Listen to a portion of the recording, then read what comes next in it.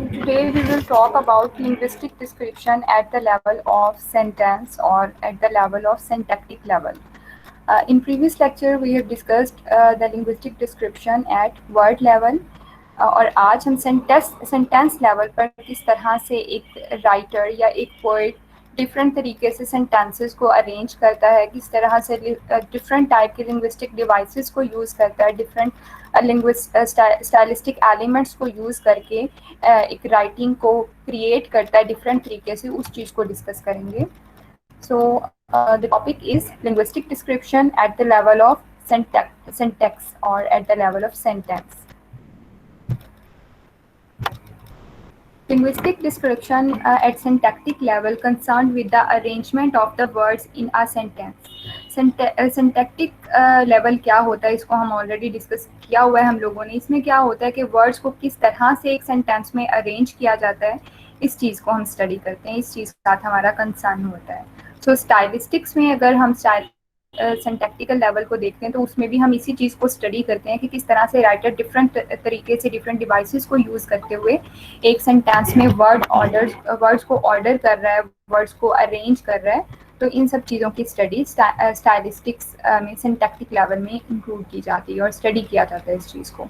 It also attempts to describe how these elements function in the sentence. एक sentence में different elements include होते हैं, किस तरह से उनको अरेंज किया जाता है एक सेंटेंस में, उस चीज़ की स्टडी इंक्लूड होती है. किस तरह से डिफरेंट एलिमेंट्स एक रोल प्ले कर रहे हैं, उनका क्या फंक्शन है विद इन अ सेंटेंस, उस चीज़ की स्टडी की जाती है. It studies description of roles of positioning of words in a sentence. कौन सा वर्ड किस पोजिशन पे है, इस चीज़ को linguistic description of statistics of syntactic level में स्टडी किया जाता है. Then it involves rules of positioning of elements in a sentence. एक सेंटेंस में डिफरेंट एलिमेंट्स होते हैं, उनको किस एलिमेंट को किस पोजीशन पे रखना है, किस तरह से यूज़ करना है, by adding different type of statistic devices उनको किस तरह से यूज़ करना है, इन सब चीज़ों को स्टडी किया जाता है. और सेंटेंस के एलिमेंट्स कौन से होते हैं, like noun, verbs, adverbs, adjectives, conjunctions, all these are the elements of a sentence. तो इन सबको किस तरह से अरेंज करना है by using different type of stylistic devices, उन चीज़ों को स्टडी किया जाता है सिंटैक्टिक लेवल में. Stylistically significant deviations of a sentence structure are based on 4 type of different patterns. एक सेंटेंस को डिफरेंट तरीके से राइटर डिफरेंट स्ट्रक्चर को यूज़ करते हुए एक राइटर जो है एक सेंटेंस को क्रिएट करता है. और 4 टाइप के डिफरेंट पैटर्न्स हैं जिनको हम लोग डिस्कस करेंगे. The first one is the reduction of the sentence pattern that lies in the deliberate omission of obligatory elements of the sentence structure.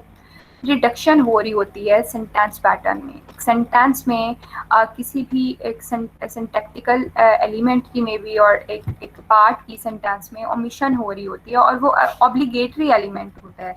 Obligatory means कि कंपल्सरी एलिमेंट होता है एक सेंटेंस का, जिसको राइटर या पोएट डेलिब्रेटली ओमिट करता है, उसको वो कॉन्शियसली और इंटेंशनली उसको वो डेलिब्रेट करता है उस सेंटेंस पैटर्न में से, उसको रिड्यूस करता है, उसको वी कैन से उसको कट कर देता है. तो उसकी डिडक्शन कर रहा होता है, उसको ट्रिम कर रहा होता है डेलिब्रेटली एक कंपल्सरी पार्ट को, सेंटेंस के कंपल्सरी पार्ट को. तो वो एक सिंटैक्टिक पैटर्न होता है और उसके लिए डिफरेंट टाइप की स्टाइलिस्टिक डिवाइसेस यूज़ कर रहा होता है एक राइटर.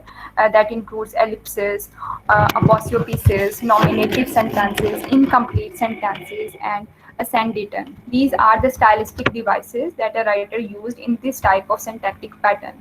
ठीक है, ये first category है. Then second type is the redundancy of the sentence pattern that results from the addition of some sentence elements on their deliberate repetition. एक राइटर जो है वो रेपिटिशन कर रहा होता है, समटाइम्स एडिशन कर रहा होता है कुछ सेंटेंटिक एलिमेंट्स की. ठीक है, एक्स्ट्रा एडिशन कर रहा होता है। एक तो होता है ना कि प्रॉपर एक ग्रामेटिकल अरेंजमेंट होता है और कौन से एलिमेंट्स करेक्टली यूज करने, और एक उसके अलावा किसी चीज़ की एडिशन हो रही होती है, किसी एलिमेंट की, कि कोई वर्ड, कोई फ्रेजेस ऐड कर रहा होता है, एक्स्ट्रा एक्स्ट्रा एलिमेंट्स ऐड कर रहा होता है एक राइटर, एक पोएट अपने सेंटेंस स्ट्रक्चर में। उस चीज़ को रिडंडेंसी ऑफ सेंटेंस पैटर्न का नाम दिया जाता है। Redundancy means inclusion of extra components which are not necessary to functioning.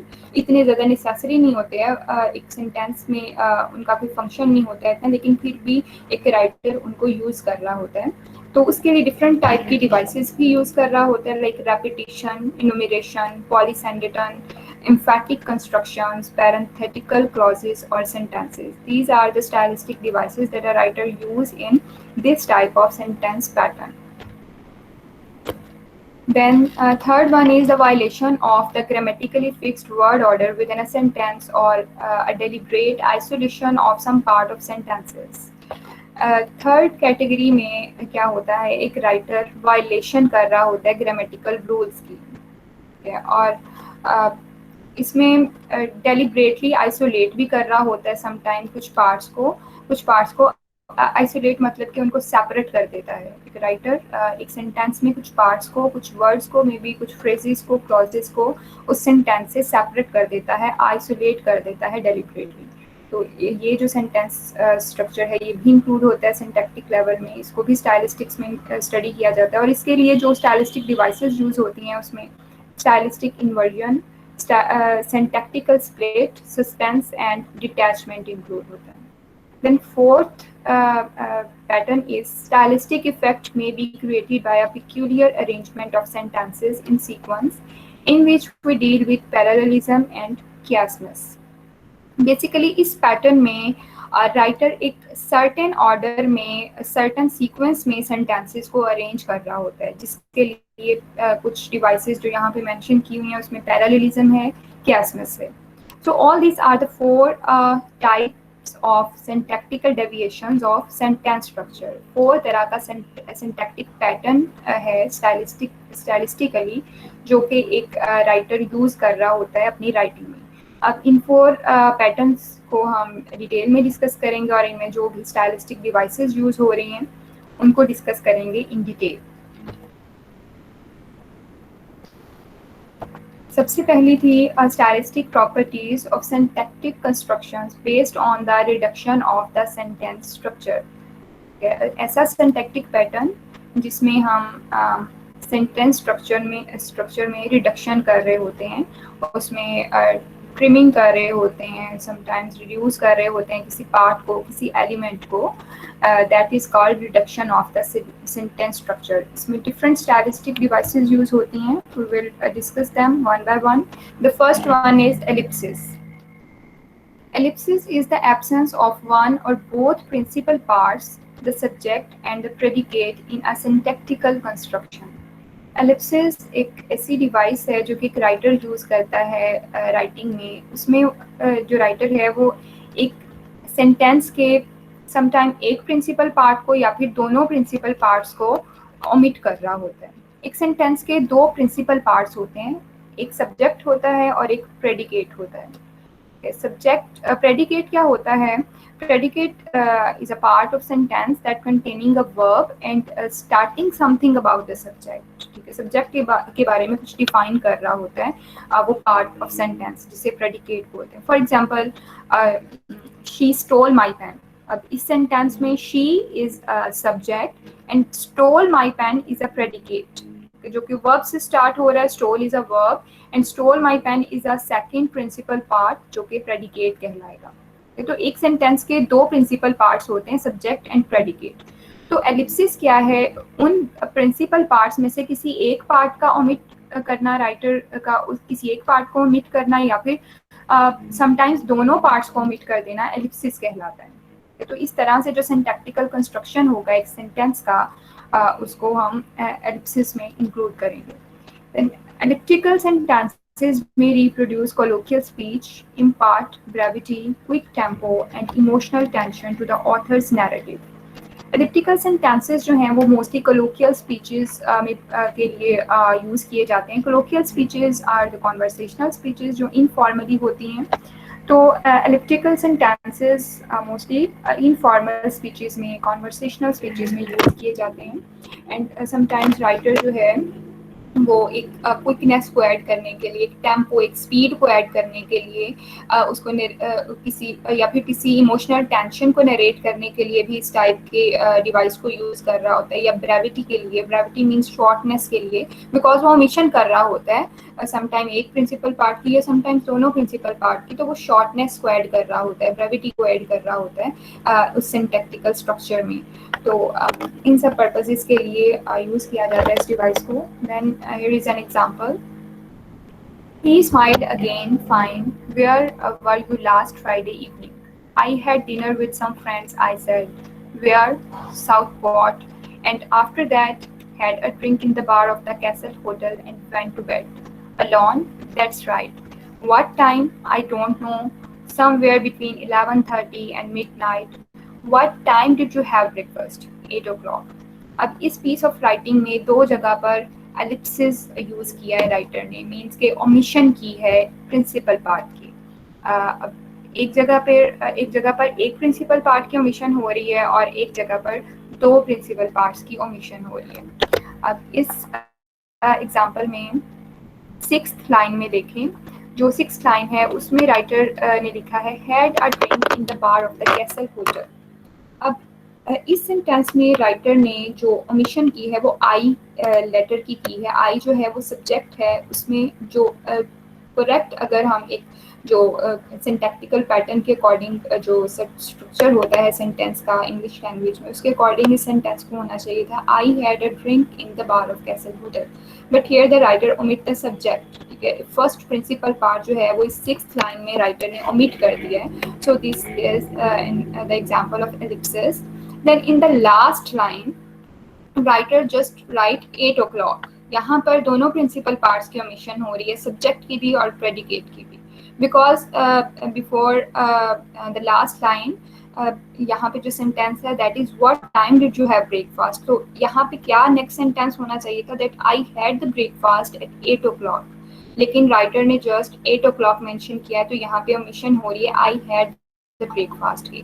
तो ये दोनों प्रिंसिपल पार्ट्स की ओमिशन हो रही है यहाँ पर। सो this is the example of Ellipsis. Means के एक प्रिंसिपल पार्ट या दोनों प्रिंसिपल पार्ट्स को जब एक राइटर स्किप कर देता है, उसको कट कर देता है, तो उस चीज़ को एलिप्सिस का नाम दिया जाता है। Then second stylistic element is nominative sentences. Nominative sentences are one-member sentences with a noun, a prepositional noun phrase, or an adverb. कि nominative sentences में एक वन मेंबर सेंटेंस यूज हो रहा है होता है, जिसमें नाउन हो सकता है, प्रेपोजिशनल नाउन फ्रेज हो सकता है, या फिर एडवर्ब हो सकता है। ऐसे सेंटेंसेस यूज होते हैं जिसमें सिर्फ नाउन होता है, सिर्फ एडवर्ब हो सकता है, या फिर प्रेपोजिशनल नाउन फ्रेज हो सकता है। प्रेपोजिशनल फ्रेज क्या होता है, ग्रुप ऑफ वर्ड्स होता है that consisting of a preposition. ठीक है, तो इन चीज़ों पर, इन एलिमेंट्स पर कंसिस्ट हो सकता है one member sentence, noun, prepositional phrase and an adverb.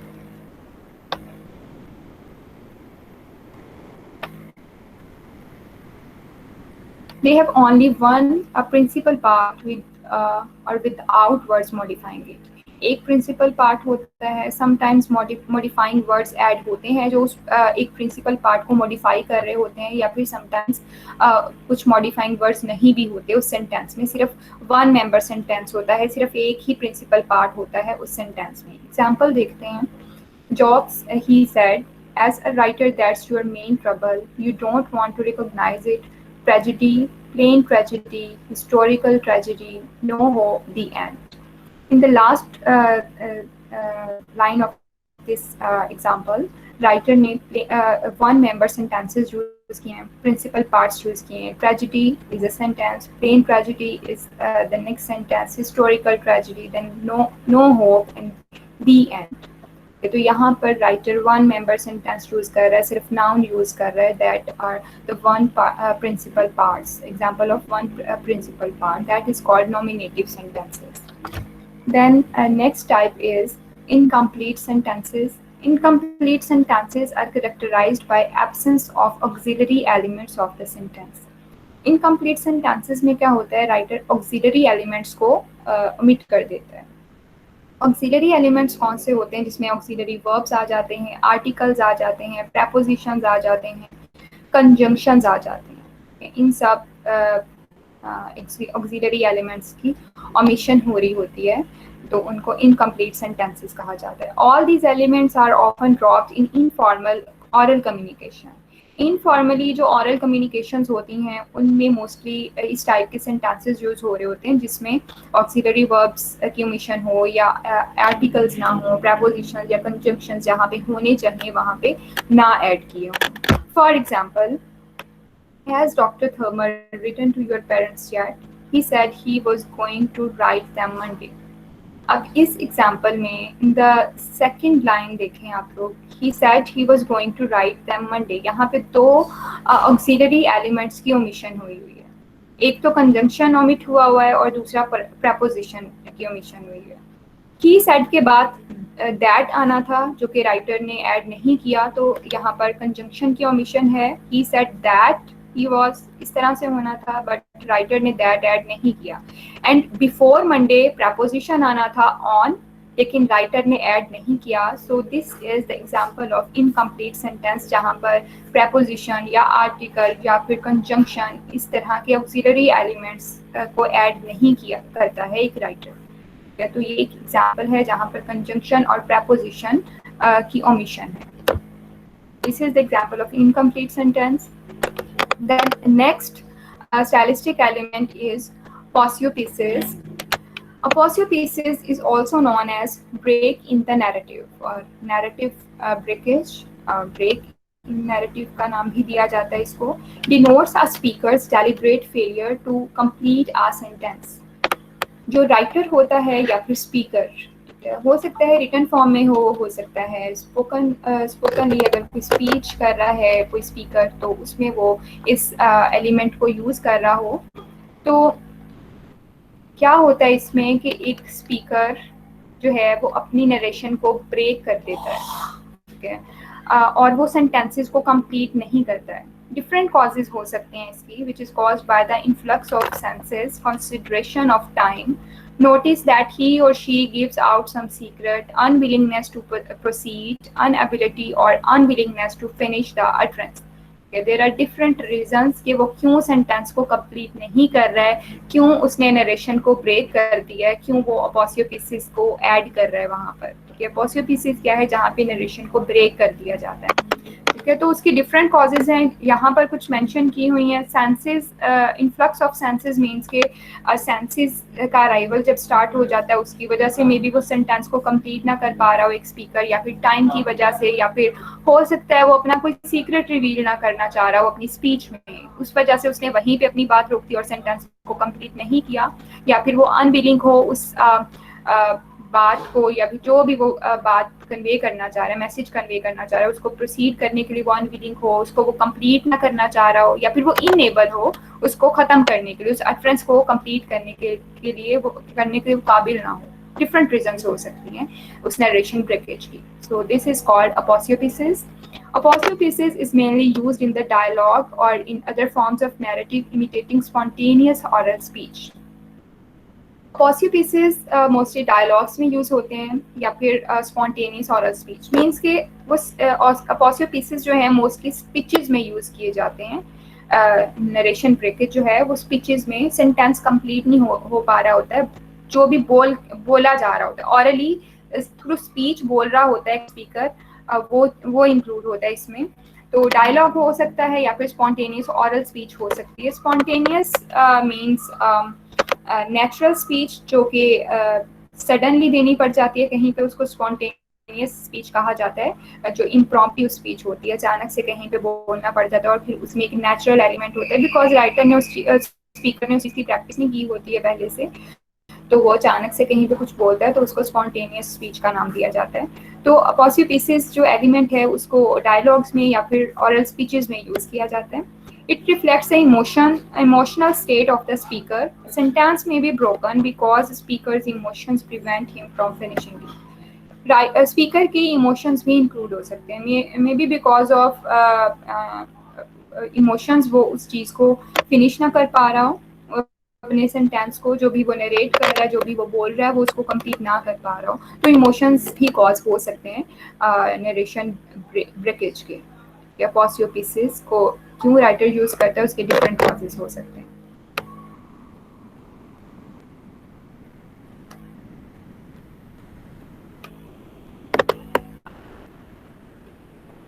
Then here is an example of piece of conversation from Period Piece by Joyce Carey.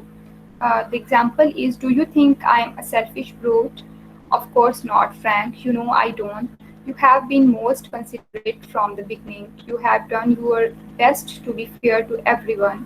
Yes, but especially to myself, the mummy's boy. Why do you mean? Why do you mean? I never said. Here, the writer break the narration.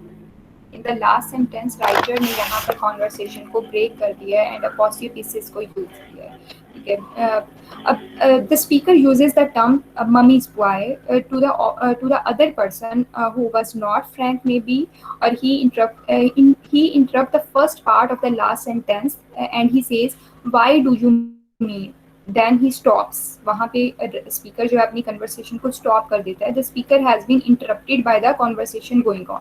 So here the speaker deliberately stop his conversation. तो जहाँ पर भी किसी भी reason की वजह से जब एक स्पीकर अपनी कॉन्वर्सेशन को डेलिब्रेटली स्टॉप कर देता है और उसको कंप्लीट नहीं करता है, उस सेंटेंस को, उस अटरेंस को और उस स्पीच को, दैट इज कॉल्ड अपोसियोपिसिस.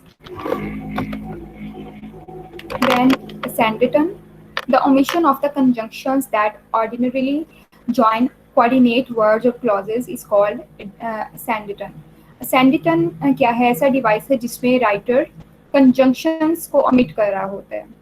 कंजंक्शंस जो कि वर्ड्स और क्लॉजेस को कोऑर्डिनेट करने के लिए यूज हो रहे होते हैं एक सेंटेंस में, उनकी ओमिशन जब करता है राइटर, उसको सैंडिटन का नाम दिया जाता है. A sanditic connection means a deliberate avoidance of conjunctions used to connect sentences, clauses, or words. Different sentences, clauses, words को connect करने के लिए यूज किए जाते हैं conjunctions, और जो राइटर है वो deliberately इनको avoid कर देता है. A sanditon creates a certain rhythmical arrangement, usually making the narrative mired, energetic, dynamic, and tense. Different reasons की वजह से राइटर जो है सैंडिटन यूज़ कर रहा होता है समटाइम्स रिदमिकल इफेक्ट को ऐड करने के लिए, रिदमिकल अरेंजमेंट को ऐड करने के लिए वो इस चीज़ की ओमिशन कर रहा होता है, या फिर नैरेटिव मेजरमेंट के लिए, एनर्जेटिक डायनामिक इफेक्ट को ऐड करने के लिए एक राइटर इस डिवाइस को यूज़ कर रहा होता है. एग्जाम्पल्स हैं इससे related. The first one is, that was a long time ago. She and her brothers and sisters were all grown up. Her mother was dead. In this sentence, the writer omit the conjunction and conjunction को omit कर दिया in the second line. Second line में before her mother dead उससे पहले conjunction and use होना था, जो कि missing है. तो writer ने यहाँ पर conjunction and को omit किया हुआ है. तो ये किस तरह से होना था? That was a long time ago. She and her brothers and sisters were all grown up and her mother was dead. But writer ने यहाँ पर conjunction को omit कर दिया.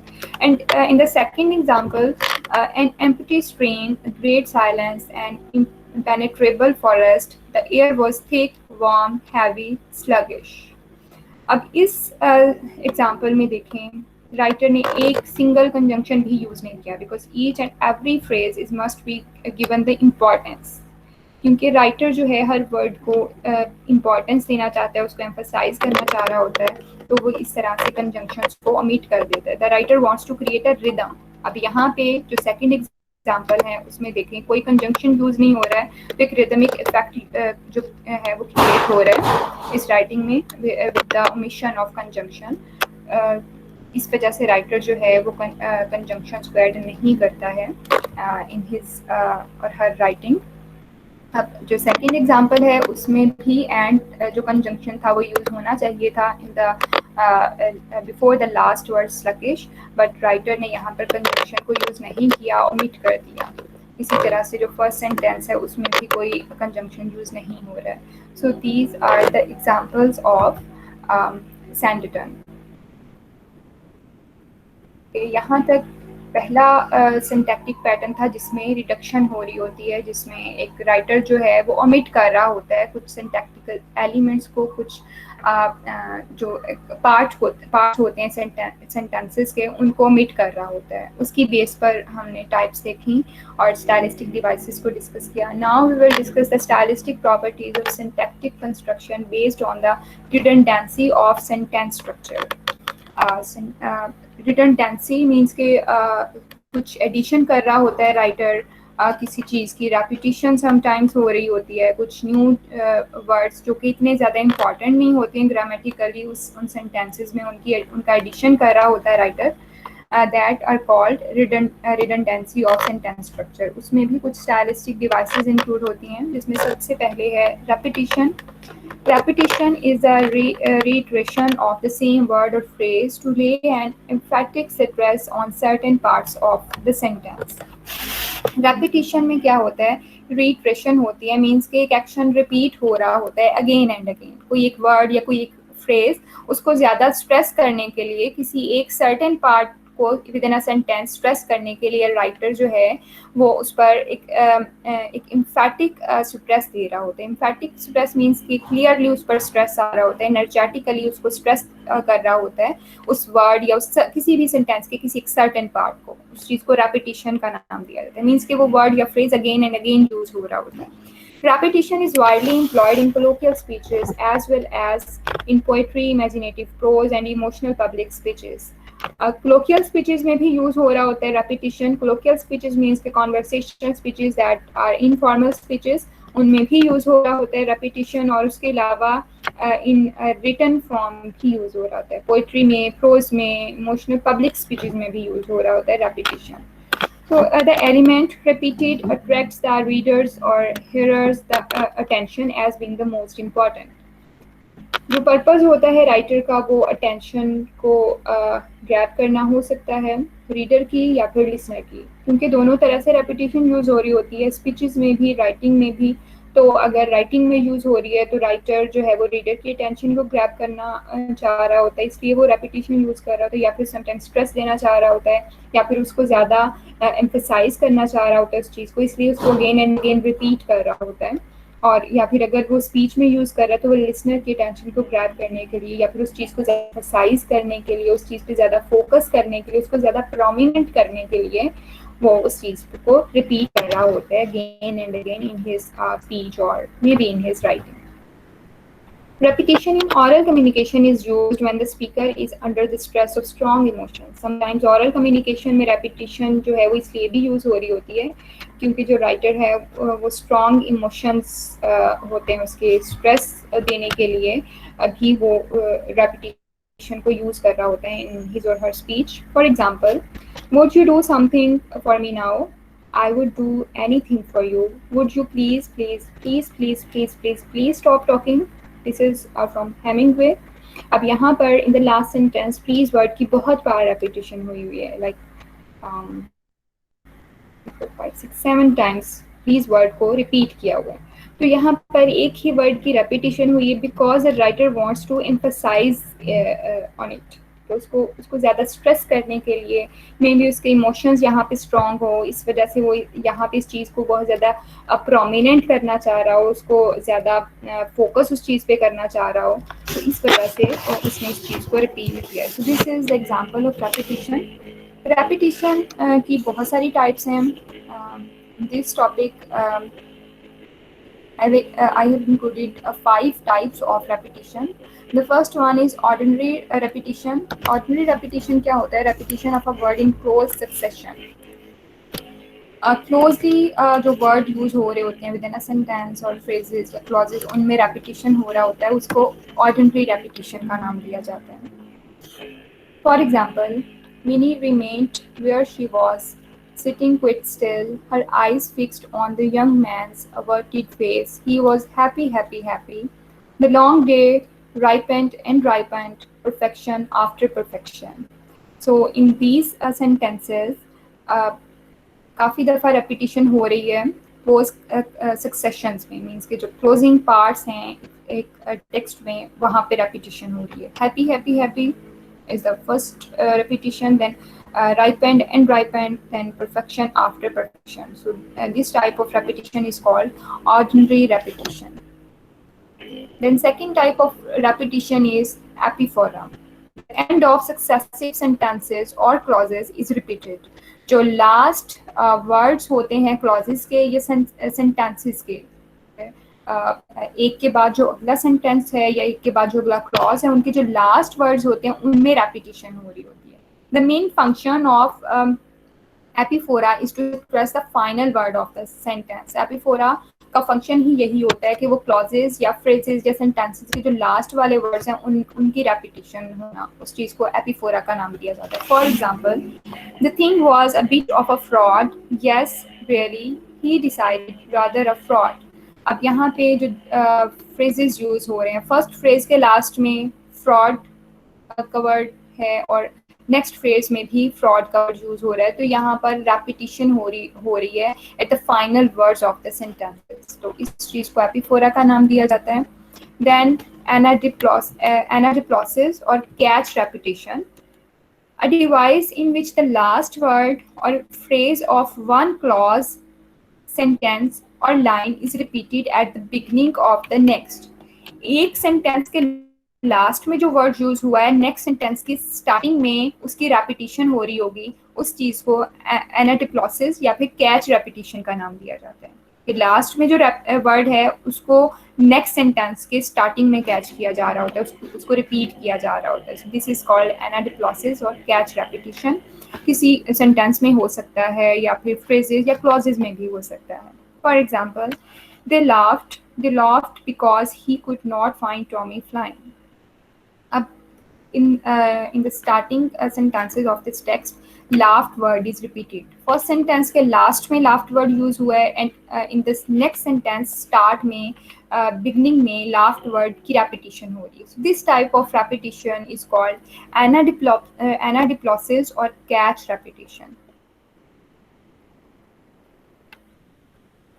Then fourth type of repetition is called framing or ring repetition. A repetition in which the opening word or phrase is repeated at the end of the sentence or a group of sentence. Repetition हो रही होती है एक ही sentence या phrase के first word और last word की में रेपिटेशन हो रही होती है. ठीक है, तो उसको फ्रेमिंग और रिंग रेपिटेशन का नाम दिया जाता है. मीन्स कि एक रिंग बन रहा होता है, एक फ्रेम बन रहा होता है थ्रू रेपिटेशन. फर्स्ट वर्ड और लास्ट वर्ड जो है वो रिपीट हो रहा होता है ऑफ अ सेंटेंस और ऑफ अ फ्रेज और of a clause. The function of framing is to elucidate the notion mentioned in the beginning of the sentence. वो नोशन जो कि सेंटेंस के स्टार्ट में मेंशन किया होता है उसको इलुसिडेट करना is the purpose of framing repetition. Elucidate means explain करना. जो पर्पस जो आइडिया मेंशन किया होता है in the start of the sentence उसको एक्सप्लेन करना पर्पस होता है फ्रेमिंग रेपिटेशन का. इसी वजह से उसकी रेपिटेशन हो रही होती है बिकॉज और उसको रिंग किया जा रहा होता है at the last of the sentence या फ्रेम किया जा रहा होता है उसी वर्ड को रेपिटेशन के through. Between two appearances of the repeated unit, there comes a developing middle part of the sentence which explains and clarifies what was introduced in the beginning. और जो middle part होता है sentence का, because एक sentence में starting word और last word की repetition है, फर्स्ट वर्ड की लास्ट वर्ड की फर्स्ट वर्ड के साथ रेपिटेशन हो रही होती है और उन दोनों वर्ड्स के दरमियान जो मिडल पार्ट होता है सेंटेंस का वो एक्सप्लेन कर रहा होता है उन रिपीटेड वर्ड्स उनको क्लिफाई कर रहा होता है, उनके थ्रू जो भी मीनिंग्स कन्वे किया जा रहा है उसको ज़्यादा एम्फसाइज कर रहा होता है. For example, obviously this is a streptococcal infection. Obviously अब ज़्यादा एम्फसाइज किया जा रहा है कि ये जो इन्फेक्शन है ये स्ट्रेप्टोकोकल है, उस चीज़ को ज़्यादा एम्फसाइज किया जा रहा है. स्टार्टिंग में वर्ड यूज़ हुआ ऑब्वियसली और उसको मज़ीद एम्फसाइज करने के लिए उसको स्ट्रेस करने के लिए जो मिडल में जो भी सेंटेंस ऐड किया हुआ है उसको उसकी एक्सप्लेनेशन के उसको ज़्यादा क्लैरिफाई करने के लिए एट द लास्ट उसी वर्ड की रेपिटेशन कर दी गई है. तो इस चीज़ को फ्रेमिंग और रिंग रेपिटेशन का नाम दिया जाता है. मीन्स के in simple word at the start और at the end of the sentence repetition जो हो रही होती है वर्ड की उनको फ्रेमिंग रेपिटेशन और रिंग रेपिटेशन का नाम दिया जाता है. Then The fifth type of repetition is called chain repetition. It is a combination of catch repetition. Catch repetition जो कि हमने थर्ड टाइप में देखा, थर्ड टाइप में एनाडिप्लोसिस को हमने डिस्कस किया, जिसको कैच रेपिटेशन भी कहा जाता है. कैच रेपिटेशन क्या था? फर्स्ट सेंटेंस के लास्ट वाला वर्ड नेक्स्ट सेंटेंस के बिगिनिंग वर्ड के साथ रिपीट हो रहा होता है. This is catch repetition. और चेन रेपिटेशन क्या होती है? इसमें कॉम्बिनेशन ऑफ चेन रेपिटेशन होता है. ठीक है, मतलब कि एक फ्रेज या सेंटेंस के लास्ट वाला वर्ड और नेक्स्ट फ्रेज या सेंटेंस का बिगिनिंग वर्ड रिपीट हो रहा होता है और उसी चीज का एक चेन बन रहा होता है, उसी चीज का कॉम्बिनेशन होता है, वो अगेन एंड अगेन यूज हो रहा होता है टेक्स्ट में. उस चीज को चेन रेपिटेशन कहा जाता है. तो बेसिकली ये कैच रेपिटेशन ही है, उसकी एक चेन बन रही होती है तो उसको चेन रेपिटेशन का नाम दिया जाता है. In the following example, the case of chain repetition creates the effect of the developing action gradually intensified. इसी एक्शन को थ्रू रेपिटेशन डिफाइन किया जा रहा होता है. For example, in this text, a smile would come into Mr. Pickwick's face. Smile extended into laugh into roar. The roar became general. अब यहाँ पे जो वर्ड बोल्ड किए हुए हैं उन पे फोकस करें. अब इस फ्रेज में इस क्लॉज में स्माइल एक्सटेंडेड इनटू लाफ. अब यहाँ पे लास्ट में लाफ वर्ड यूज हो रहा है, उसी की रेपिटेशन नेक्स्ट फ्रेज में हो रही है, द लाफ इनटू रोर. ठीक है, लाफ रेपिटेशन है और इसी के लास्ट में रोर यूज हो रहा है जिसकी रेपिटेशन नेक्स्ट फ्रेज में हो रही है रोर. तो यहाँ पे चेन रेपिटेशन बन रहा है. कैच रेपिटेशन है बेसिकली कि लास्ट वाले वाला वर्ड जो है वो नेक्स्ट फ्रेज की स्टार्टिंग में रिपीट हो रहा है, वो कैच रेपिटेशन है और वो एक उसका एक चेन बन रहा है. So that is called chain repetition. So there is a gradual intensification and function of catch repetition. जो है लाफ है वो रोर में कन्वर्ट हो रहा है, रोर बिकेम इनटू जनरल. तो इस तरह से चेन रेपिटेशन बन रहा है in a sentence. So this type of repetition is called chain repetition. So these are the types of repetitions. Now just a second stylistic device है, that is enumeration. Enumeration क्या है? It is a repetition of homogeneous parts of a sentence aimed at emphasizing the whole utterance. तो homogeneous parts क्या होते हैं? Homogeneous are the similar or relatable parts जो कि same genus या फिर सेम फैमिली से रिलेटेड हो, सेम टाइप ऑफ ऑब्जेक्ट्स हों जिसमें, उसको होमोजेनस पार्ट्स का नाम दिया जाता है विद इन अ सेंटेंस. उसका रेपिटेशन हो रहा होता है और उसको इनुमरेशन का नाम दिया जाता है. एग्जाम्पल देखते हैं. He had come near equatory and he leaned over the wire fence that protected her flower garden from cattle and dogs and chickens. So in this example, in the last, cattle and dogs and chickens are mentioned, who belongs to the same family, same type of objects हैं. बजाय इसके कि writer यहाँ पर just from animals right करता, वो इस तरह से भी लिख सकता था that protected her flowers garden from animals, लेकिन उसने animals को ऐड नहीं किया, सेम फैमिली के से बिलोंग करने वाले ऑब्जेक्ट्स को यहाँ पे मेंशन किया है.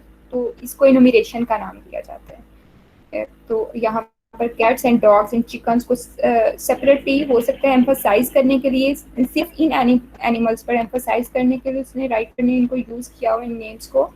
तो इस तरह की जो रेपिटेशन है उसको इनुमरेशन का नाम दिया जाता है. जो सेम फैमिली से बिलोंग करते हैं वो ऑब्जेक्ट्स, उनकी रेपिटेशन होती है, उनको मेंशन किया होता है सेंटेंस में. Then polysyndeton, it means a repetition of conjunctions in close succession which are used to connect sentences, clauses or words and make the utterance more rhythmical. Conjunctions की repetition हो रही होती है polysenteton में. और conjunctions क्या होते हैं? sentences को, clauses को, words को जो कि connect कर रहे होते हैं.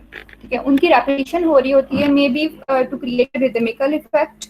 रिदम को क्रिएट करने के लिए मे बी एक राइटर इन कंजंक्शंस की रेपिटेशन कर रहा हो. In most cases the conjunction and is repeated. ज्यादातर जो कंजंक्शन रिपीट हो रहा होता है पॉलीसेंटेंस में वो एंड कंजंक्शन है जिसकी रेपिटेशन हो रही होती है with in a sentence. For example, the horizon narrowed and winded and dipped and rose, and at all times its edge was jagged with waves that seemed thrust up in points like rocks. So in this example, the conjunction and is repeated again and again to create a rhythmical effect. Then in the next example, I know a little of the principle of design, and I know this thing was not arranged on any laws of radiation or alternation or repetition or symmetry or anything else that I ever heard of. In this example, the conjunction or is repeated again and again because यहाँ पर भी एक rhythmical effect create हो रहा है. To create a rhythm create a rhythmical effect, the writer use conjunctions again and again in his writing. That is called polysyndeton. Then the next stylistic element is emphatic constructions. These constructions are used to intensify any member of a sentence, giving it more prominence. Emphatic constructions में writer जो है ज़्यादा prominence करने के लिए किसी member को within a sentence emphatic constructions को use कर रहा होता है. Emphatic constructions क्या होते हैं? कुछ वर्ड्स होते हैं, लाइक यहाँ पे कुछ एम्फैटिक कंस्ट्रक्शंस ऐड किए हुए हैं, like do, it is somebody, something, who, what, who, that, it is by, with, through, something, that, it is than, that. इस तरह के वर्ड्स जब यूज हो रहे होते हैं एक सेंटेंस में, तो वो ज़्यादा प्रोमिनेंसी को शो कर रहे होते हैं towards a member of a sentence. For example, it was then that Byron had his first glimpse of the little clock man in a yellow hat. And in the next example, it was the horses he loved. He spoke little to the jockeys. अब इन दोनों examples में मैंने bold किए हुए हैं जो कि emphatic constructions use किए हुए हैं. फर्स्ट सेंटेंस में इट वाज देन यूज़ किया हुआ है, and in second example it was use किया हुआ है. अब ये इम्फैटिक कंस्ट्रक्शंस हैं, ठीक है, जिसको राइटर ने प्रोमिनेंसी के लिए यूज़ किया है. For example in second sentence देखो, जो सेकंड एग्जांपल है, राइटर इस तरह से भी लिख सकता था दैट ही लव्ड हॉर्सेस, लेकिन उसने लिखा it was the horses he loved, because वो हॉर्सेस को ज़्यादा प्रोमिनेंट करना चाहता था, वो उस पर स्ट्रेस देना चाहता था. इस वजह से उसने इस तरह से नहीं लिखा है कि he loved horses, उसने लिखा it was the horses he loved. तो इस तरह से emphatic constructions को यूज़ किया जाता है to emphasize on the member of the sentence, to intensify any member of the sentence. Then the fifth stylistic device is parenthesis. It is a word, phrase, or clause put into a sentence which is grammatically complete without the insertion. The function of parentheses are those of exemplification, deliberation, or reference. Parentheses एक ऐसी stylistic device है जिसमें एक text में एक sentence में किसी एक वर्ड को, किसी क्लॉज को या किसी फ्रेज को ऐड कर दिया जाता है या किसी एक सेंटेंस में, लेकिन उस सेंटेंस को या वर्ड को ऐड किए बगैर भी वो सेंटेंस कंप्लीट मीनिंग कन्वे कर रहा होता है, लेकिन फिर भी राइटर किसी भी वजह से उस वर्ड को या क्लॉज को या फ्रेज को ऐड कर रहा होता है, ठीक है, उसको इंसर्ट कर देता है सेंटेंस में. उसके डिफरेंट रीजंस हो सकते हैं. हो सकता है कि वो कोई एक्स्ट्रा इन्फॉर्मेशन देना चाह रहा हो, इसलिए वो उस वर्ड को ऐड कर रहा हो सकता है वो कोई एग्जांपल हो जो वो ऐड करना चाह रहा हो, या फिर हो सकता है उसको लगता हो कि रीडर को ये चीज़ पता नहीं होगी, मैं इस चीज़ को थ्रू पैरेंथेसिस में डिफाइन कर दूं, ठीक है, क्योंकि वो चीज़ कंपल्सरी तो नहीं है उस सेंटेंस में, ज़रूरी नहीं है कि वो ऐड हो, उसके बगैर भी ग्रामेटिकली भी सेंटेंस करेक्ट होगा और मीनिंग भी कन्वे कर रहा होगा, लेकिन फिर भी राइटर उसको यूज़ कर रहा होगा maybe to express something, या कोई रेफरेंस देना चाह रहा होगा, कोई एग्जांपल देना चाह रहा होगा, ठीक है, कुछ भी डिफाइन करना चाह रहा होगा, इस वजह से वो पैरेंथेसिस यूज़ कर रहा होगा. अच्छा, पैरेंथेसिस को पंक्चुएशन के टॉपिक में भी पढ़ाया जाता है. हो सकता है आप लोगों ने इसको maybe as stylistic device पहले पढ़ा हुआ हो, या फिर अगर आपने पंक्चुएशन का टॉपिक पढ़ा हुआ है तो उसमें आई एम श्योर आपने पैरेंथेसिस को पढ़ा हुआ होगा, ठीक है. जब हम पंक्चुएशन में इस चीज़ को पढ़ते हैं तो उसमें आपने पढ़ा होगा कि अगर आप टेक्स्ट में कोई भी चीज़ ब्रैकेट्स के अंदर लिखते हो तो उसको पैरेंथेसिस का नाम दिया जाता है, ठीक है. पैरेंथेसिस जब एक राइटर यूज़ कर रहा होता है तो वो ब्रैकेट्स के साइन को यूज़ कर रहा होता है, जो एक सिंबल यूज़ कर रहा होता है ना पैरेंथेसिस को ऐड करने के लिए विद इन अ सेंटेंस, वो ब्रैकेट्स को यूज़ कर रहा होता है। ब्रैकेट्स में वो कुछ भी एक्स्ट्रा इन्फॉर्मेशन ऐड करता है। अगर वो ब्रैकेट्स के अंदर वो पैरेंथेसिस ऐड ना करे तो उसके अलावा भी वो सेंटेंस ठीक होगा, ग्रामेटिकली भी ठीक होगा, मीनिंग भी कन्वे कर रहा होगा, लेकिन फिर भी राइटर उसको ऐड कर रहा होता है to convey, maybe to convey an extra information और टू ऐड एन एग्जाम्पल और टू एक्सप्रेस समथिंग और टू ऐड एनी रेफरेंस, किसी भी वजह से वो यूज़ कर सकते हैं। ठीक है, तो एग्जाम्पल देखते हैं। In in Calormen story telling whether the stories are true और मेड अप। अब यहाँ पर ब्रैकेट में ये चीज़ लिखी हुई है, whether the stories are true और मेड अप। अगर राइटर यहाँ पे ये चीज़ नहीं ऐड करता तो भी यहाँ पे full meaning convey, correct meaning convey हो रहा था और ग्रामेटिकल स्ट्रक्चर भी ठीक था इस सेंटेंस का, लेकिन फिर भी राइटर ने यहाँ पे इस एक्स्ट्रा इन्फॉर्मेशन को ऐड किया, दैट इज कॉल्ड पैरेंथेसिस। ठीक है, तो पैरेंथेसिस क्या है कि ब्रैकेट्स में कुछ भी ऐड करना, कोई वर्ड, कोई फ्रेज, कोई क्लॉज ऐड करना, इंसर्ट करना विद इन अ सेंटेंस, लेकिन उसके बगैर ग्रामेटिकली करेक्ट होता है, कंप्लीट होता है एक सेंटेंस। ठीक है, तो वो जो एडिशन होता है, इंसर्शन होता है क्लॉज का या फ्रेज का या वर्ड्स का विद इन ब्रैकेट्स, उसको पैरेंथेसिस का नाम दिया जाता है। यहाँ तक सेकंड स्टाइलिस्टिक पैटर्न था। Now we will discuss the third stylistic pattern that is based on the violation of the grammatically fixed word order within our sentence, जिसमें सबसे पहला स्टाइलिस्टिक डिवाइस है inversion. Inversion is the syntactic reversal of the normal order of the words and phrases in a sentence. Inversion क्या है कि जिसमें word order reverse हो रहे होते हैं एक सेंटेंस में या फ्रेज में। जो वर्ड ऑर्डर हैं, एक जो करेक्ट वर्ड ऑर्डर होता है उसके वो रिवर्स हो रहा होता है। तो इस तरह का जो सिंटैक्टिक पैटर्न होता है उसको इन्वर्जन का नाम दिया जाता है। For example, the placing of an adjective after the noun it modifies. For example, the form divine. अब इसको राइटर द डिवाइन फॉर्म भी लिख सकता था, लेकिन राइटर ने क्या किया, एडजेक्टिव को प्लेस किया after the noun, the form divine. इसी तरह से the verb before it's subject verb को सब्जेक्ट से पहले ले आता है राइटर, लेकिन सेंटेंस स्ट्रक्चर क्या है, इंग्लिश का पहले सब्जेक्ट होता है देन वर्ब होता है। ठीक है, लेकिन राइटर जो है वर्ब को पहले ले आता है। और कुछ इस तरह से एग्जाम्पल हो सकती है इसकी, केम द डॉन। ठीक है, राइटर किस तरह से लिखता है, केम द डॉन, लेकिन इसको इस तरह से भी हो सकता था ये, द डॉन केम। लेकिन राइटर ने किस तरह से इसको यूज किया, केम द डॉन, पहले verb and then subject. Then a noun preceding its preposition. ठीक है, प्रपोजिशन जो है वो नाउन के बाद यूज हो रहा होता है। For example, words between rather than between the words.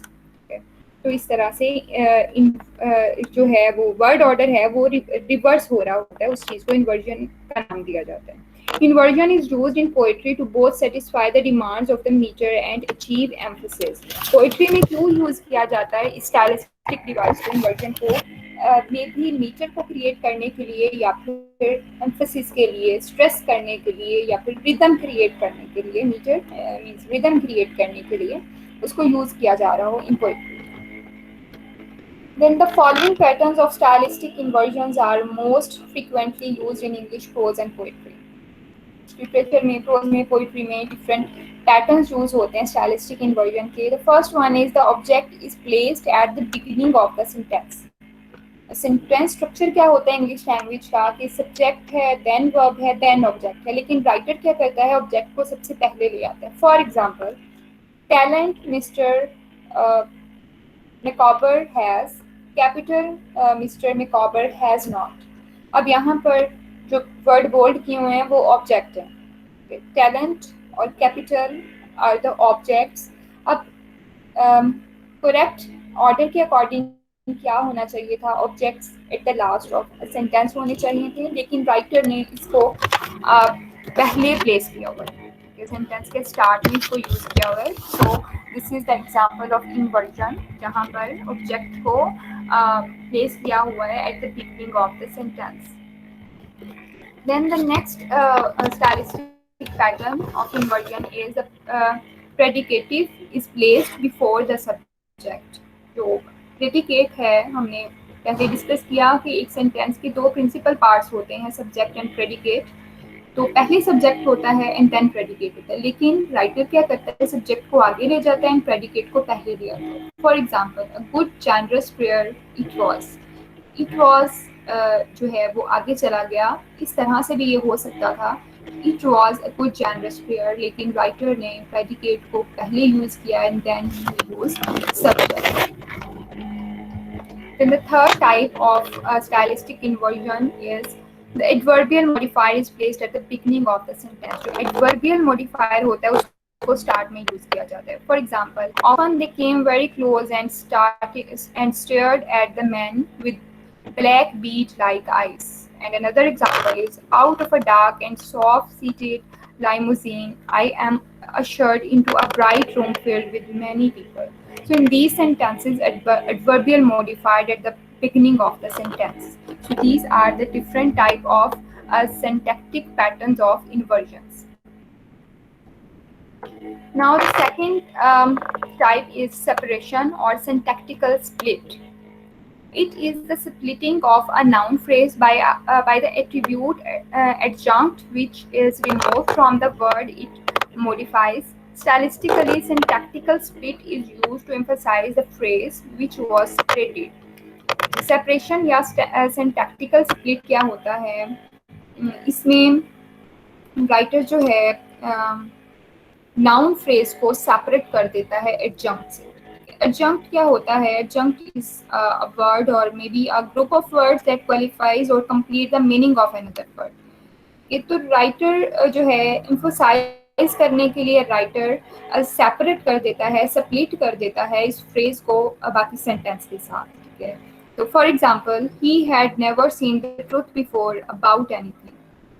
अब यहाँ पर राइटर ने अबाउट एनीथिंग को नाउन फ्रेज से सेपरेट कर दिया। The truth before is separated from about anything. इस तरह से भी हो सकता था that the truth about anything before, लेकिन राइटर ने नाउन फ्रेज के बाद उसको सेपरेट कर दिया, बिल्कुल सेपरेट कर दिया उसको अबाउट एनीथिंग को नाउन फ्रेज से। सो दिस इज सेपरेशन और सिंटैक्टिकल स्प्लिट।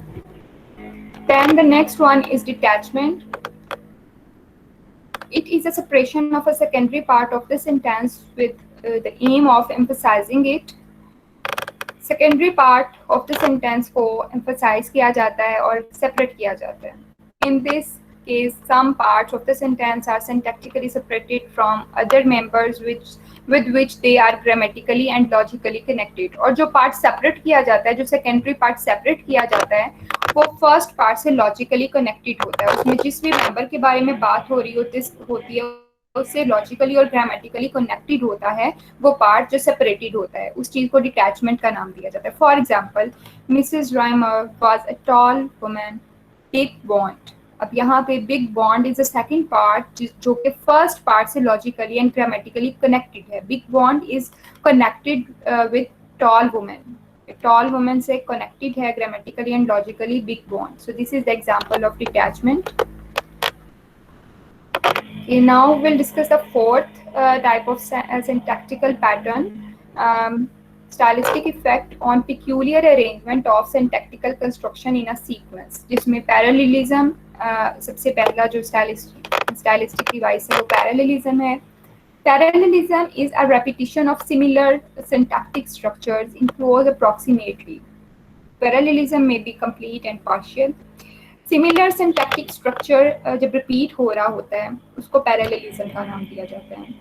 एक sentence का जो structure होता है उसकी repetition हो रही होती है parallelism। दो तरह से हो सकता है parallelism, two types हैं parallelism की। First one is complete parallelism and second one is partial parallelism. Complete parallelism is observed when the syntactical pattern of the sentence that follows is completely identical to the preceding one. Complete parallelism means जिसमें एक syntactic structure एक sentence का completely parallel हो रहा होता है, completely repeat हो रहा होता है, उसको complete parallelism कहते हैं। ठीक है, एक sentence का जो भी structure है वो अगले sentence में या अगले phrase में अगले clause में repeat हो रहा होता है। That is called complete parallelism. Then second type of parallelism is partial parallelism.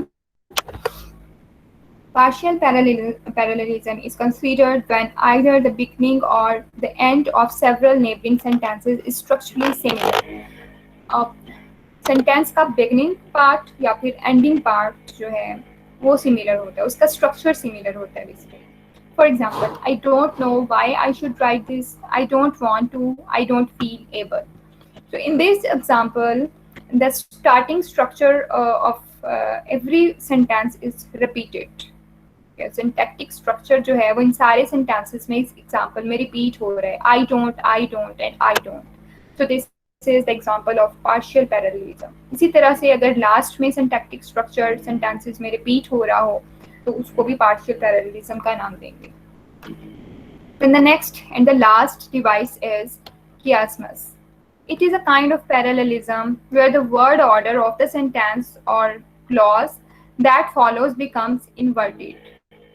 Chiasmus is a type of parallelism. Parallelism की ही एक type होती है, लेकिन इसमें क्या होता है कि एक sentence का जो word order होता है या sentence में या clause में या phrase में वो invert हो जाता है. Syntactic structure होता है वही, लेकिन वो invert हो जाता है. एक सेंटेंस के बाद जो अगला सेंटेंस है उसमें वो इन्वर्ट होके आता है, या फिर एक फ्रेज के बाद अगले फ्रेज में वो इन्वर्ट हो जाता है. वो पैरेललिज्म, वो सिंटैक्टिक स्ट्रक्चर इन्वर्ट हो जाता है. The main stylistic function of chiasmus is to emphasize a part of the utterance to break the rhythm and monotony of parallelism. The basic purpose of using this device is to break the rhythm. Rhythm को ख़त्म करना, जो monotony create हो रही है उस writing में, उसको ख़त्म करना purpose हो सकता है इस stylistic device को use करने का. एक राइटर रिदम को ख़त्म करने के लिए मे भी एक राइटर को लगे कि रीडर इस चीज़ से बोर हो जाएगा और फिर उस चीज़ को, उस रिदम को ख़त्म करने के लिए, उस मोनोटनी को ब्रेक करने के लिए वो chiasmus को यूज़ करता है इन हिज और her writing. That is a kind of parallelism. Examples देखते हैं. The first example is love's fire heats water, water cools not love. In this example, the syntactic structure is inverted. First sentence में love is used at the beginning, but in the second phrase, love is used at water is used at the last of first phrase, and in second phrase the word water is used in the beginning. Okay, so syntactic structure is same, but वो invert हो रहा है. Okay, love fire heats water, water cools not love. इसी तरह से second example में in his way without and without measure grace. अब second example के लास्ट सेंटेंस में देखें, love and grace words, these are the subjects in these two phrases. इस line में दो फ्रेजेस यूज हो रहे हैं, love without end without measure grace. अब फर्स्ट फ्रेज में जो सब्जेक्ट है वो लव है, सेकेंड फ्रेज में जो सब्जेक्ट है वो ग्रेस है. अब पैटर्न के अकॉर्डिंग लव विदाउट एंड, और वो उसका इन्वर्ट होके अगला जो फ्रेज है वो किस तरह से बन रहा है, विदाउट मैयर फ्रेज. तो सब्जेक्ट पहले फ्रेज के स्टार्ट में आ रहा है और दूसरे फ्रेज के एंड पे सब्जेक्ट आ रहा है. ठीक है, तो इस तरह से एक सिंटैक्टिक पैटर्न जब इन्वर्ट हो जाता है तो उसको chiasmus का नाम दिया जाता है. तो this is all about today's topic.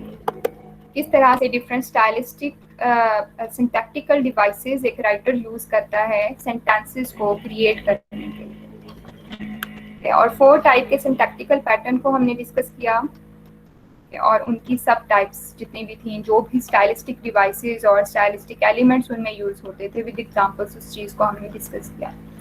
If you have any question about this topic then you can ask.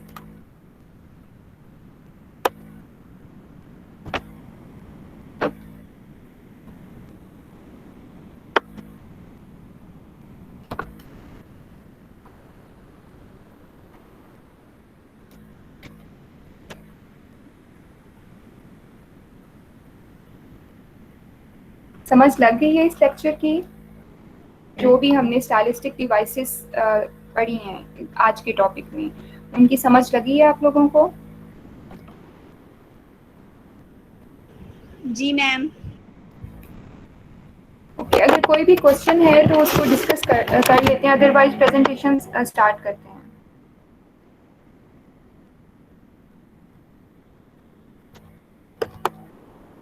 Presenters present है क्लास में? हफ्सा? जी मैम, मुकद्दस पूछ रही थी अभी। मुकद्दस आपकी है, और किसकी प्रेजेंटेशन है? 2 स्टूडेंट्स थे। मैम फातिमा रिजवान है, नाम ने इस्लाम। मुकद्दस की आज थी प्रेजेंटेशन। हफ्सा, मैंने आज के दिन किन स्टूडेंट्स को असाइन किया था? 2 स्टूडेंट्स थे। मैम फातिमा और आमना। मुकद्दस की शायद पिछली रहती होगी, उसने पिछली बार नहीं दी होगी। चलिए, जिनकी इस वीक थी वो पहले प्रेजेंट करें। Fatima and the second one I think Amna. चलिए फातिमा, स्टार्ट कीजिए presentation. What is your topic Fatima? अस्सलाम वालेकुम क्लास। वालेकुम सलाम। वालेकुम सलाम। स्क्रीन शो हो रही है? जी हो रही है। अपने मोबाइल को रोटेट कर लीजिए, स्क्रीन को रोटेट कर लीजिएगा, फिर ज़्यादा क्लियरली दिखाई देगा।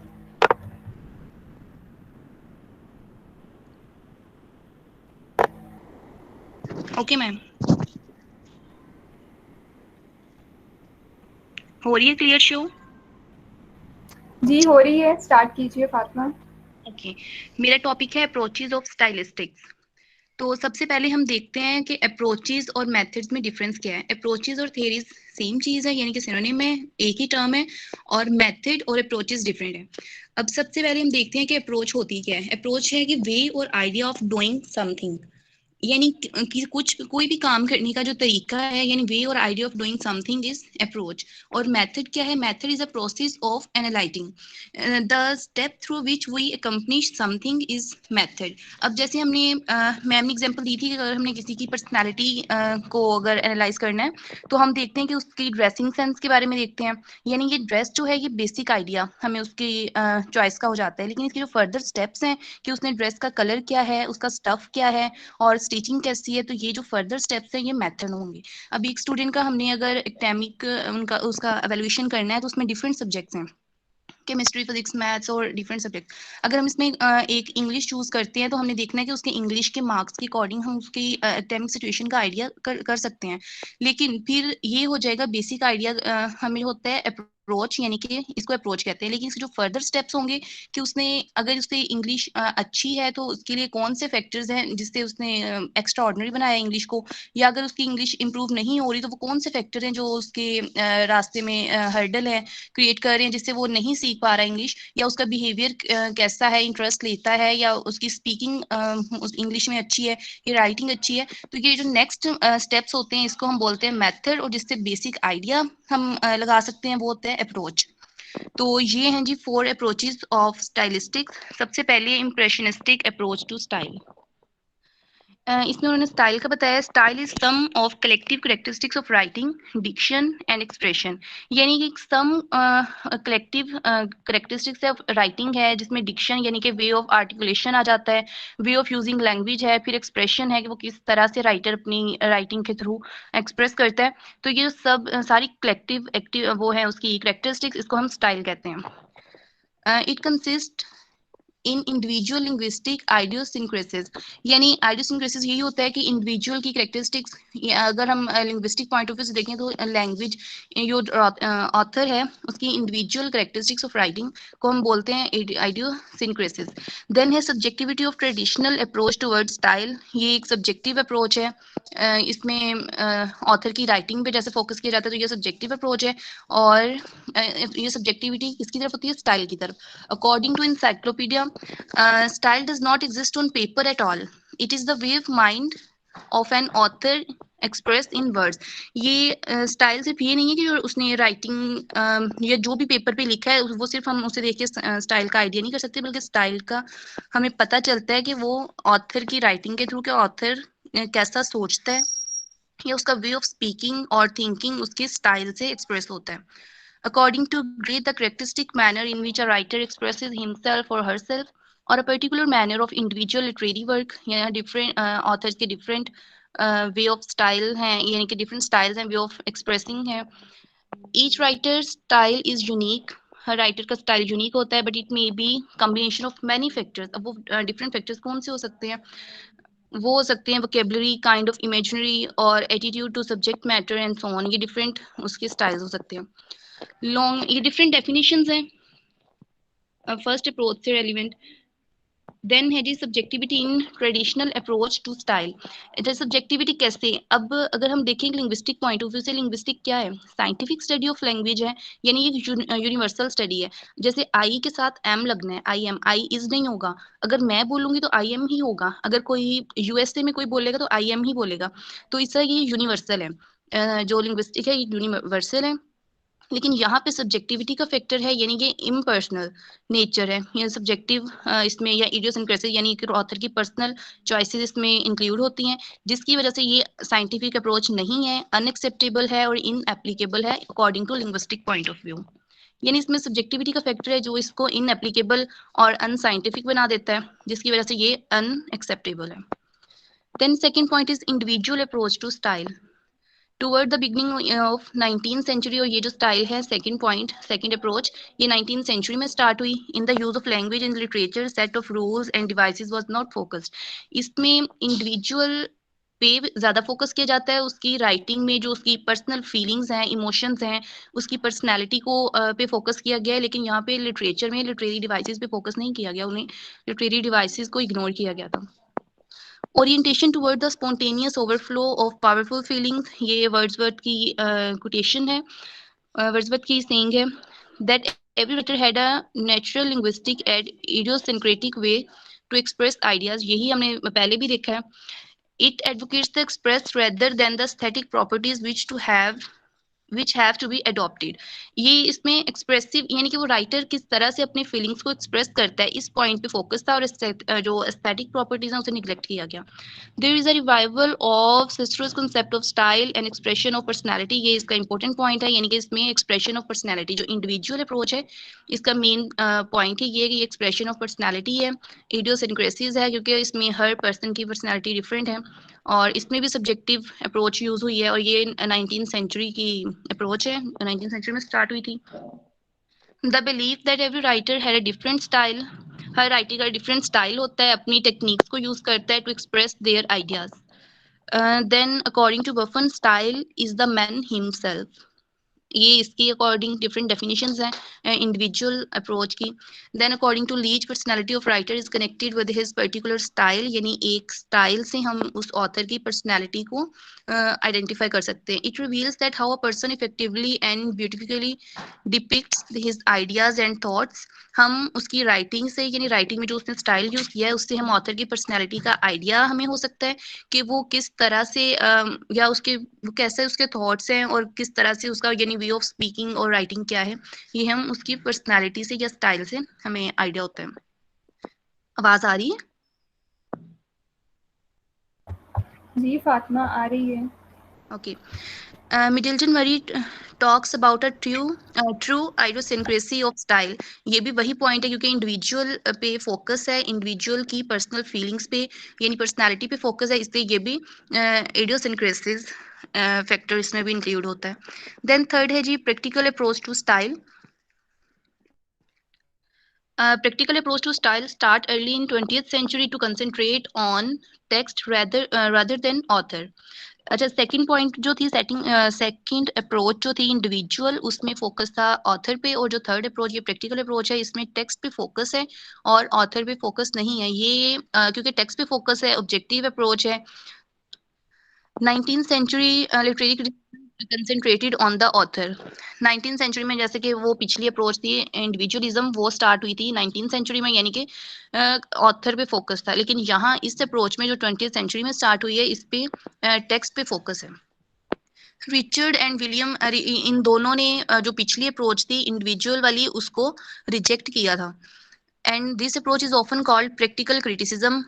इस अप्रोच को प्रैक्टिकल क्रिटिसिज्म भी कहते हैं, और वो क्यों कहते हैं? This approach matched by the similar critical movement in USA called new criticism. इस अप्रोच को न्यू क्रिटिसिज्म भी कहते हैं, और वो क्यों कहते हैं? क्योंकि यूएसए में एक मूवमेंट स्टार्ट हुई थी, उस मूवमेंट के जो जिस्ट है वो यही था, मेन पॉइंट यही था कि हम टेक्स्ट पे फोकस करेंगे, ऑथर पे फोकस नहीं है। तो इन दोनों के जो पॉइंट्स थे या इनका जो मेन गोल था वो सेम था, इसलिए इस अप्रोच का नाम भी न्यू क्रिटिसिज्म है। New criticism was based on depiction of literary work as independent aesthetic object. New criticism में एस्थेटिक लिटरेचर को as a aesthetic object consider किया गया, but practical criticism give more attention to psychological aspect of reader while interacting with the text. Practical approach में reader यानी कि जो reader है वो टेक्स्ट को पढ़ के उसकी कैसी परसेप्शन होगी, उसके साइकोलॉजिकल एस्पेक्ट्स को स्टडी करना, ये है प्रैक्टिकल क्रिटिसिज्म। और न्यू क्रिटिसिज्म ये लिटरेचर को as a independent aesthetic object consider करती है। However, these two critical movement shared important features, और इसमें जो सिमिलैरिटी है वो क्या है दोनों अप्रोचेज में, न्यू क्रिटिसिज्म और प्रैक्टिकल में? सिमिलैरिटी ये कि N emphasis on language of text rather than author, यानी कि टेक्स्ट पे ही फोकस करना है, ऑथर की पर्सनल फीलिंग्स या सब्जेक्टिविटी इंक्लूड नहीं होगी, उसकी पर्सनल चॉइसेस इंक्लूड नहीं होंगी, उसकी खुद की पर्सनैलिटी अंदर शो नहीं होगी उसकी राइटिंग में, बल्कि फोकस टेक्स्ट पे होगा। और टेक्स्ट पे फोकस होगा तो न्यू क्रिटिसिज्म यानी कि लिटरेचर को एज एस्थेटिक ऑब्जेक्ट लिया गया है। और अगर उसके साइकोलॉजिकल एस्पेक्ट्स, हम रीडर के साइकोलॉजिकल एस्पेक्ट्स को स्टडी करते हैं तो वो होगा practical criticism. Then fourth point is objectivity, यानी objective linguistic approach to style. जैसे कि ऑब्जेक्टिविटी यूनिवर्सल, ऑब्जेक्टिव ही होता है ना कि यूनिवर्सल, जैसे linguistic approach to style, linguistic scientific study of language है, और वो जो भी इसमें डिस्कस होगा वो साइंटिफिकली और टेक्निकली होगा, यानी सब्जेक्टिविटी का फैक्टर इसमें नहीं आएगा। As linguistic studies language scientifically, ये हमें सबको पता है कि linguistic is a scientific study. It study style as well in an impersonal and objective manner. Impersonal भी ये होता है, ऑब्जेक्टिव मैनर यानी सब्जेक्टिविटी इसमें नहीं होगी, ऑब्जेक्टिव मैनर में हम इसको स्टडी करते हैं। According to this approach, stylistic define studies and analysis style objectively and technically, यानी इसमें डिफरेंट मैथडोलॉजीज यूज होंगी। और मैथडोलॉजीज कौन सी? लिंग्विस्टिक मैथडोलॉजीज, यानी कि साइंटिफिक टर्म्स यूज होंगी, साइंटिफिकली हम उसको टेक्स्ट को एनालिसिस टेक्स्ट का करेंगे, और ये इसमें सब्जेक्टिविटी इंक्लूड नहीं होती, इम्पर्सनल और ऑब्जेक्टिव मैनर में हम टेक्स्ट को स्टडी करते हैं। Following literary references further clarify the linguistic concept of style, ये मजीद स्टाइल को एलैबोरेट किया गया है। जैसे उन्होंने पहले बताया हुआ है कि Geoffrey Leech and many more appreciate this approach, ये डिफरेंट क्रिटिक्स हैं या लिंग्विस्ट हैं जिन्होंने इस अप्रोच को अप्रिशिएट किया था। According to Aitchison, the linguistic analysis of literary language is known as stylistic. Stylistic क्या है? लिटरेचर में जो लैंग्वेज को या लिंग्विस्टिकली एनालिसिस हम करते हैं लिटरेचर का या लिटरेरी लैंग्वेज का, उसको हम बोलते हैं स्टाइलिस्टिक।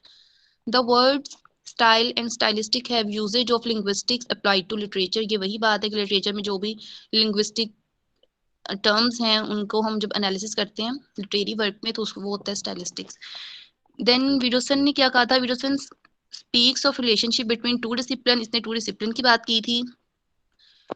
वो डिसिप्लिन कौन से हैं? लिंग्विस्टिक एंड लिटरेरी क्रिटिसिज्म है, यानी कि लैंग्वेज और लिटरेचर। लैंग्वेज एंड लिटरेचर ये बोथ डिसिप्लिन को कनेक्ट कौन करता है? स्टाइलिस्टिक करता है। और वो किस तरह से? जैसे हमने अगर कोई भी हमने अगर लिंग्विस्टिक पे रिसर्च करनी है तो हम लैंग्वेज को किस पे रिसर्च करेंगे? कोई हमारे पास लिटरेरी पीस ऑफ वर्क होगा तो हम उसमें लिंग्विस्टिक एनालिसिस करेंगे। तो वो यानी कि हमने अगर लिंग्विस्टिक एनालिसिस भी करना है तो हमें लिटरेचर की या लिटरेरी वर्क की जरूरत है। अगर हमने लिटरेचर का एनालिसिस करना है तो लिटरेचर में हम क्या करते हैं? हम डिफरेंट ऑथर के राइटिंग स्टाइल्स, यही होता है उसमें स्टडी करना। तो यानी कि ये दोनों डिसिप्लिन इंटरकनेक्टेड है, इन दोनों को हम सेपरेट नहीं कर सकते। और ये कंसेप्ट दिया था विडोसन ने कि linguistic works to connect these disciplines, यानी इन दोनों को डिसिप्लिन को कनेक्ट करती है stylistic. Widdowson consider stylistic a branch of linguistic that studies literary discourse from linguistic approach. ये उसकी डेफिनेशन है। That's all. Any question? Well done, Fatma. Okay, next.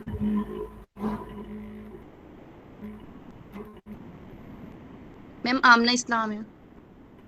Ji Amna, start कीजिए प्रेजेंटेशन। अस्सलाम वालेकुम, क्लास आवाज आ रही है? वालेकुम सलाम जी, आ रही है आमना।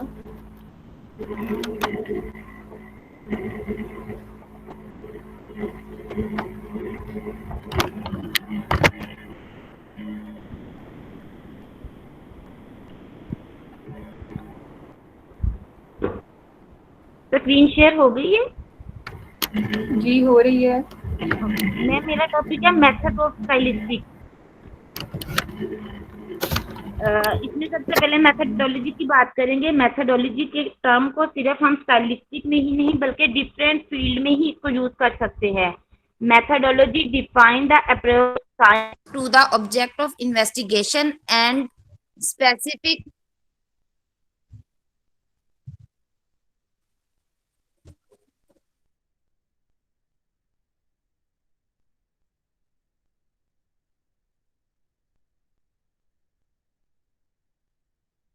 ओरिएंटेशन के हवाले से प्रॉपर प्रोसीजर और प्रॉपर मेथड के थ्रू रिसर्च को हम कंप्लीट करते हैं। वो प्रोसीजर और मेथड जिसको आप इन्वेस्टिगेट कर रहे होते हैं वो मेथडोलॉजी कहलाता है। आवाज आ रही है?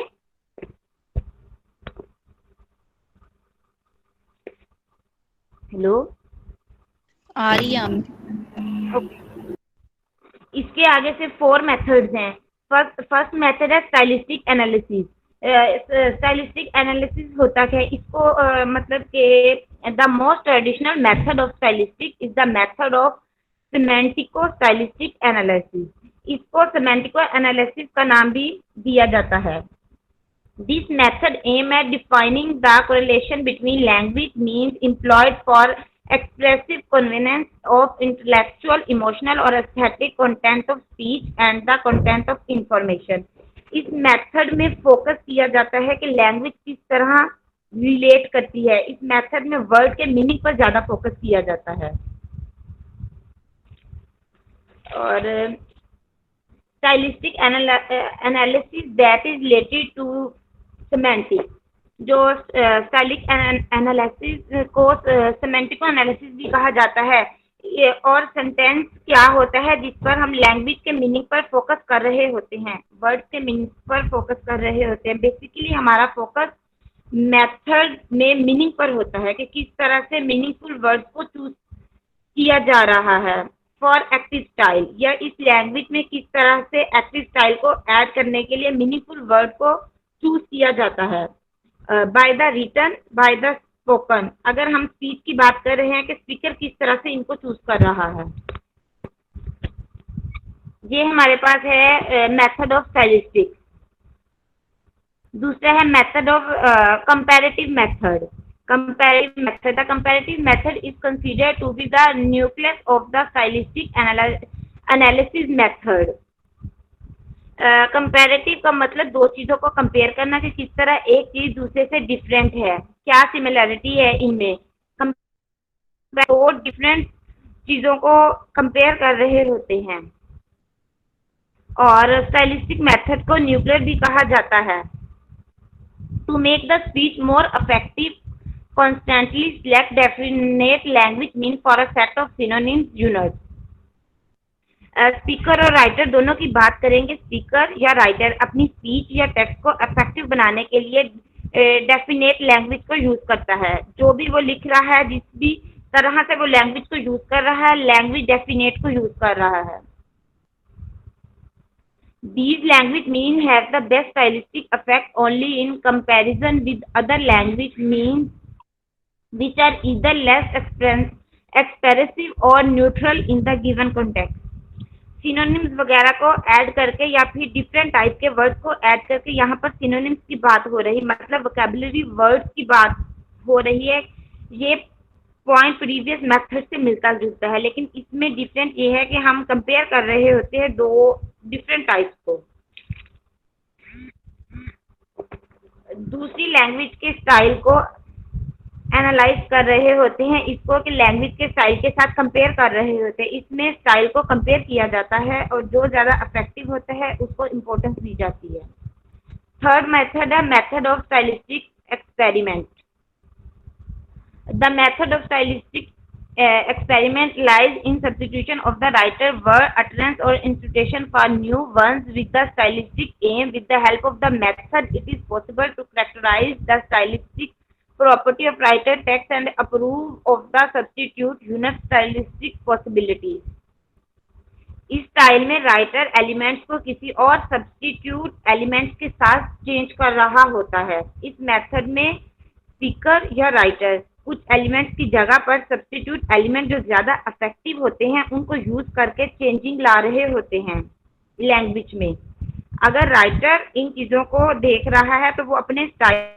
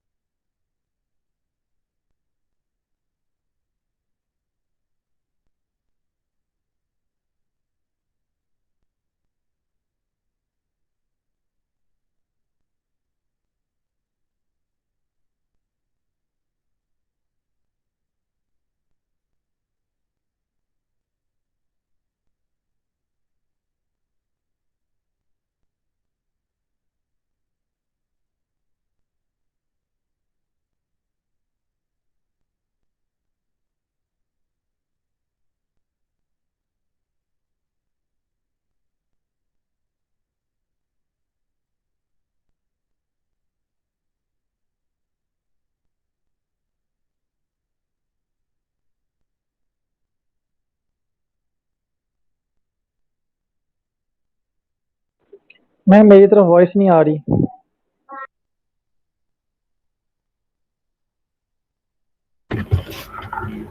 आई थिंक आमना की आवाज़ किसी को भी नहीं आ रही। आमना, आपको आवाज़ आ रही है हमारी? आपकी आवाज़ हमें सुनाई नहीं दे रही है।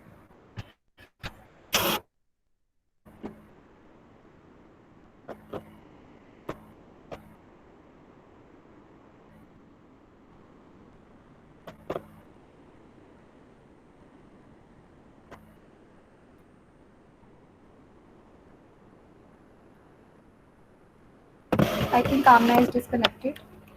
चलिए ठीक है, लेक्चर का टाइम भी ख़त्म हो गया है, आप लोग क्लास लेफ्ट कर सकते हैं। बाकी फिर आमना की प्रेजेंटेशन ठीक है, यहीं तक उनको इन्फॉर्म कर दीजिएगा।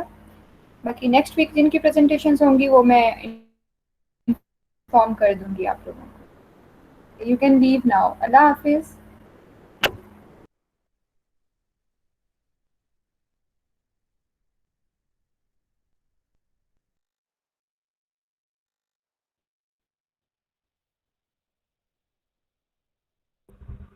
सॉरी मैम, वो सिग्नल्स कम हो गए थे, मुझे पता नहीं चला। इट्स ओके आमना, चलिए ठीक है, आपकी प्रेजेंटेशन जहाँ तक हुई थी that's all right, well presented. कोई बात नहीं अगर सिग्नल ड्रॉप हो गए तो। अभी क्लास का टाइम खत्म हो गया, आपकी नेक्स्ट क्लास स्टार्ट होने वाली होगी तो आप वो ज्वाइन कीजिए। ओके, अल्लाह ओके, अल्लाह हाफिज़।